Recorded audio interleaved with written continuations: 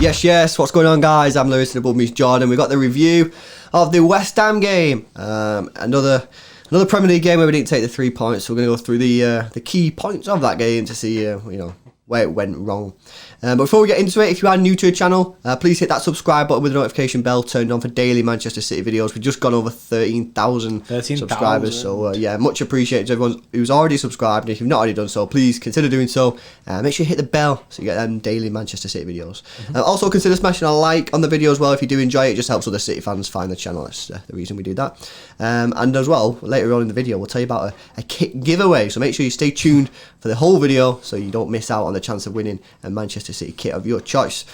Right, okay, so today, team lineup was announced. Initially, straight away, I was like, that's disgusting. Same. To play the exact same team as Porto was a questionable decision, because in that Pep's picked a team here, the same starting team as Porto, which in that first half against Porto, for first 60 minutes or whatever, I didn't think we were playing great. So I was a bit like, why has he done that? Why has he played the same team when we weren't playing good football? We started playing good football against Porto when we've seen Torres and Foden come on. Because the Gundogan-Rodri combination, yet again, I feel like we're having a repeat of last season with this. I feel like I've been speaking about the Gundo-Rodri combination for years. It's just been time. I just want to swerve it. Stop playing them both together. They're both the exact same player. They cancel each other out. It just doesn't work. For them two, it doesn't work. Gundogan's birthday today, so that's probably how he's bought his way into the team. That's my thoughts anyway. Yeah, I think there was so much wrong with today's performance and also the lineup. We didn't play well against Porto. There was a stat flying around before the game that we've not played. Pep's not picked the same team in over 100 and something games. 172. 100 and something games, right? 170 odd games. But he's seen something against Porto where he's gone, I like that. I don't know about you guys, but I thought we were very, very poor against Porto. We got back in the game by a penalty. We scored a free kick. We weren't playing great football. We did not play well against Porto, so I don't know what Pep has seen in that performance to go, I'll pick the exact same players and play the exact same tactics, because we weren't good in that game. That's just a fact. So number one, the decision to play that team again was poor. The decision to keep Mahrez in the team, the guy is burnt out. He shouldn't have started, and he didn't have a good game again today. There was nothing that he could do. There was always 3 players marking him. He was, he had no effect on the game. Not saying it's his fault. I'm saying he needs to be taken out of this team. He needs to be given a rest and come back in when the team's playing a bit better, because he's not playing well at the moment. I'm not putting that fully down to himself, but that's a fact. He's not playing well. No, that's the key. That's the key. What you're saying there, isn't it? It's you're not putting it down to him. You're putting it down to the fact that he keeps getting played. The system isn't suiting him well at the moment. He's burnt out, like you said. We did a video actually. We released a video yesterday about Mahrez. Should Mahrez be dropped? And a lot of people commented before watching the actual video. People commented saying, "Why would he be dropped to the best winger in the world?" and all that. If you watch the video, we actually say it's because he's played so much football. It's time to give these players a rest, and it's the same with Walker. The guy's played so much football. And we said in our preview to rest Walker, and now it's come out that, Walker's exhausted. Yeah. Of course he is, mate. He's playing every single game. Yeah, exactly. Walker should have been rested. Cancelo, for me, should have played on the right. He actually had a really good game for me, Cancelo. He got us back in the game as well with the assist. And then play someone else on the left, like Zinchenko. Zinchenko come on. He didn't really do much, but he did all right when he did come on. You've also got Bernardo Silva. I don't believe now, I've seen it enough. Bernardo Silva is not a David Silva replacement. He's not a Kevin De Bruyne replacement. He creates nothing in that position. He's not got it. He's not got that little reverse pass. He can't do it. He's a very, very, very good winger. I love him on the wing, right? And he's also, I really like him as a proper centre mid. So have Rodri and Bernardo, or Gundogan and Bernardo. I really like that combination. But if you're asking Bernardo Silva to create your chances, I don't believe he's good enough at that role. He's not a David Silva replacement. Phil Foden is miles better at that position than Bernardo Silva, 100%. But Bernardo Silva's better at right wing and better as a proper centre mid, as a box to box. He's just not. He can't create. He's not got that in. And you've seen that, guys. We created absolutely nothing. So for me, Pep got this team lineup massively, massively wrong in a game which, had we have won, we would have gone to the top 4.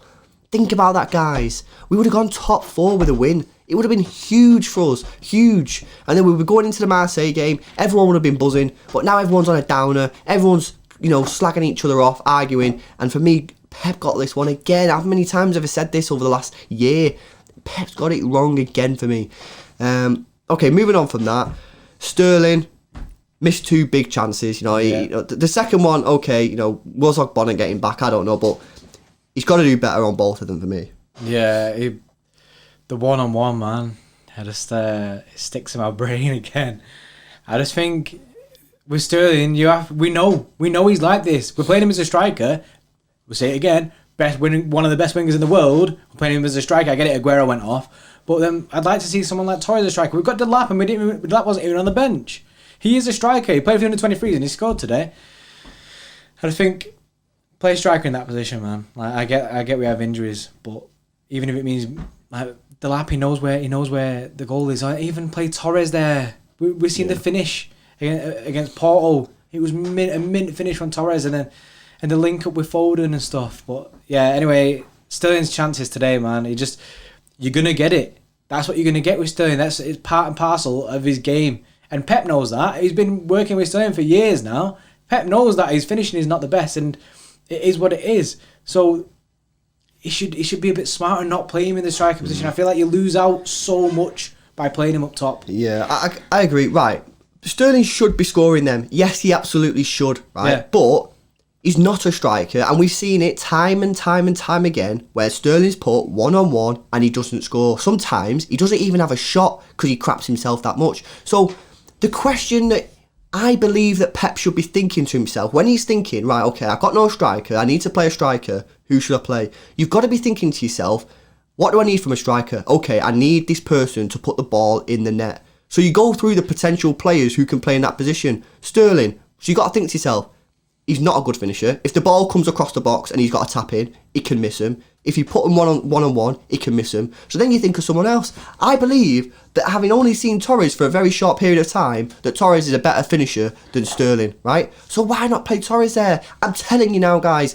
if Torres was on that first one-on-one, he would have bagged 100%. But even if he didn't, right, he would have had a better shot than Sterling. Because Sterling can't do that. Sterling is one of the best wingers in world football. And you're taking him out of that position and putting him in a position that, in my opinion, is actually very poor. So it's a double jeopardy. It's a double whammy, man. You're getting absolutely done. You're murking yourself twice, isn't it? Yeah, so, yeah, again, I get people are getting frustrated with Sterling. But what you're going to do, he's never going to change. So what you're going to sell him? You can't do that. You stick him on the wing, that's his position.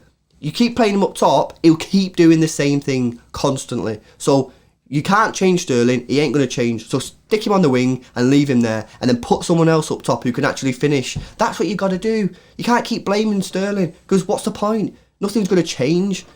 That's my opinion on Sterling anyway. So again, for me, I think Pep got it wrong putting Sterling up top, and I've said this since the start of the season when he keeps on playing Sterling up top. I don't believe he's a good striker. He's a mint winger, not a good striker. That's my view on him. No, I completely agree with that, bro. Completely agree with you. Moving on from Sterling then, Aguero, an actual striker. We did start with Aguero on the pitch, then half time we whipped him off for Foden and was all outraged by that, thinking, what's he doing? It turns out Aguero's injured.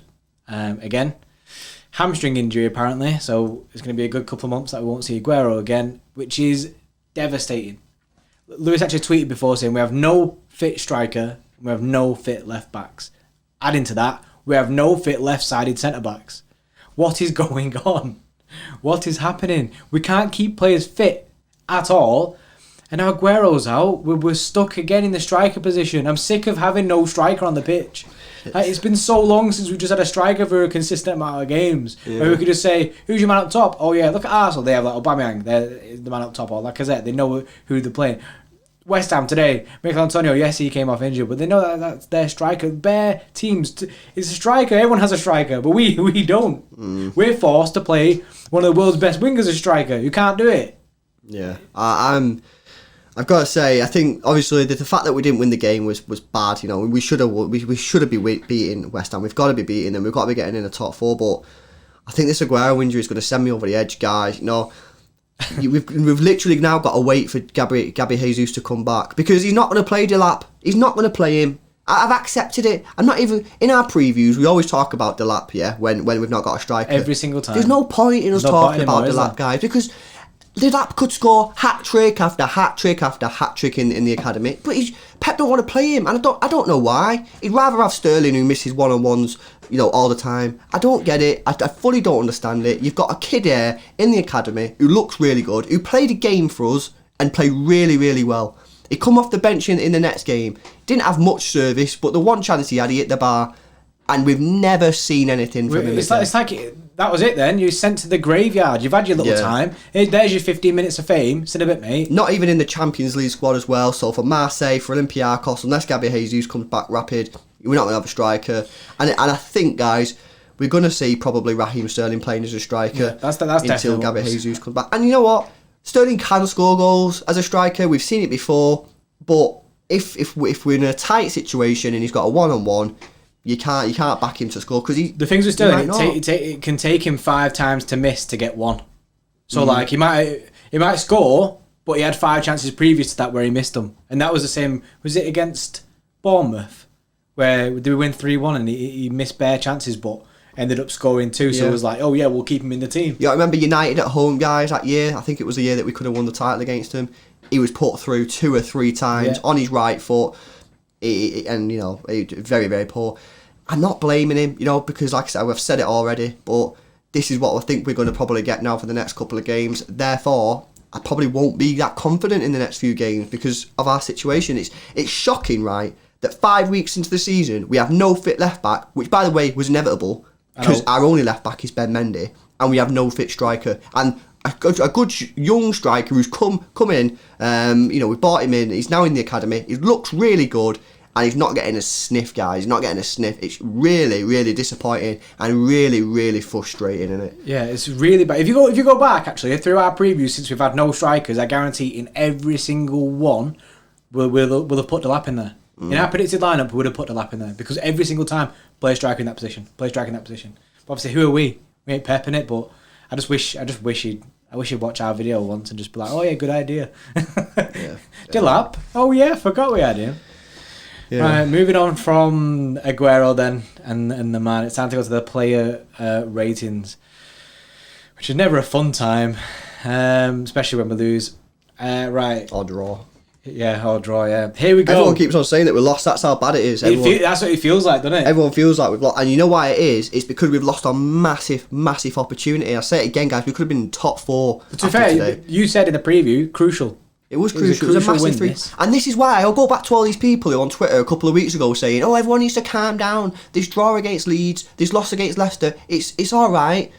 It's not all right, because then when you lose the next game or you draw the next game, that's suddenly 3 matches that we've not won now. At what point do these people wake up and go, oh yeah, shit, we are having a bad start, aren't we? This is our worst start since 2014, you were saying? Yeah. At what point do these people go, oh yeah, it's not actually a great start? Oh, it's all right. We'll lose a couple more games or draw a couple more games, and then they can start having a panic. I want to win the title, man. What they'll do is, bro, towards the end of the season when the title's already done for us, they'll go, oh, we should have probably won them games.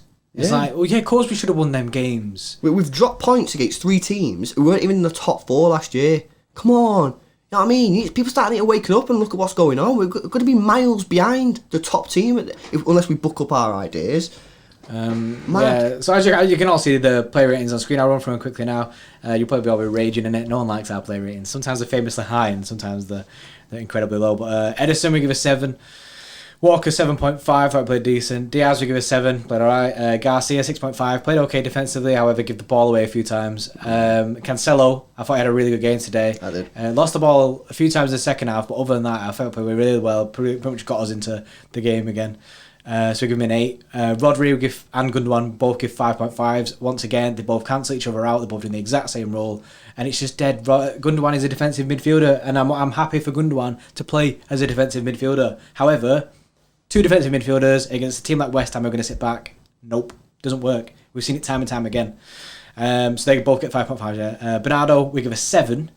We shouldn't have took him off. When did we take him off? About 60 minutes. Shouldn't have took him off. I thought he had the high energy in midfield. It should have been Gundogan that came off, and then Bernardo could have sat back a bit and been the box-to-box midfielder that Gundogan was trying to be, because Bernardo brings a lot of energy and he has ball retention skills that are unmatched. The mint. It's like Messi the way he controls the ball. So in midfield, to have that kind of player is mint. It's good to have that. So we give Bernardo a 7 because I thought he was good, shouldn't have been taken off. Mahrez and Sterling both get 5s. They weren't good games to them. Again, system kind of murked them again. And then Aguero we give a 6 because he was okay. We actually said in our live stream that he was actually looking like he had a bit more match sharpness about him. Yeah, funny enough, he got injured. Again, he did look a bit fitter. You know, it's funny now saying it now he's injured, but he did look fitter. Had no chances because there was no creative player behind him to create the opportunity. So he had no real chance, and that's the frustrating thing. If we would have given him one chance, you know he's scoring. Yeah. And that's the disappointing thing. We created nothing for Sergio Aguero, absolutely and no now he's injured again. That's almost criminal, that, isn't it? One of the best strikers in world football, and we can't even give him anything to go off. Yeah. Nothing to bite on at all. Foden subs. Foden we give 8.5. Really good when he came on. Mint. I mean, he actually created loads. And De Bruyne we give a 7. And Zinchenko is in NA because they didn't really do anything. But you know, at least he's fit. You know what I mean? We can play him at left back if absolutely necessary. But yeah, very disappointing, guys. Let us know your thoughts in the comment section below. And before we go, we'll link it in the description and on screen as well. But the video is out to tell you exactly how to enter the kit giveaway. And if you watch that video, it tells you everything that you need to do to be in with a chance of winning a kit of your choice. So just go to that video, watch it, and then you might as well enter because it is free and you got a chance of winning a kit. So yeah, guys, if you like the video, please smash a like on it. Subscribe if you're new. Thanks a lot for watching, guys. See you later.